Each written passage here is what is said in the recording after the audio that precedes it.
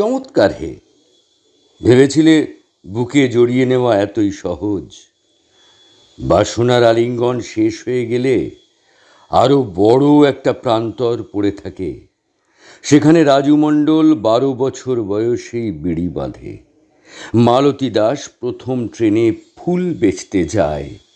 সামির উদ্দিন টনটনে ঘাড় নিয়ে বাড়ি ফেরে দর্জির দোকান থেকে। না বিক্রি হওয়া লজেন্সের প্যাকেটগুলো ব্যাগে গুছিয়ে রেখে রাস্তার কল থেকে পেট ভরা জল শুষে নেয় দীপক সূত্রধর। কাশতে কাশতে সাইকেল ভ্যানে সওয়ারি টানে কেষ্ট জানা। টিমটিমে হলুদ আলোয় চোখ কুঁচকে ব্লাউজ সেলাই করে ময়না অধিকারী। আরও কত কত কত।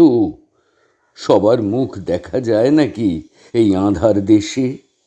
এদের সবাইকে জড়িয়ে নিতে পারবে কি বাকি সবাই? রাখি বিক্রি হচ্ছে শহর আর গঞ্জের দোকানে, দামি, আরও দামি, আরও ঝলমলে। হেতাল জঙ্গল থেকে চুপি সাড়ে চেয়ে থাকা বাঘের চোখের মতো দিন থাবা সানাচ্ছে কোথাও। হাতে হাত ধরে কি আর দাঁড়ানো হবে আমাদের? কোন হাতে পতাকা ধরব, কোন হাতে রাখি বাঁধব বলো হে রবি ঠাকুর? কাদের ভালোবাসবো এই অঝোর বন্যায় আর মনের খরায়? শুধু জানি বাল্যবিধবার আকাঙ্ক্ষার মতো একটা গোল চাঁদ উঠবে আগামীকাল।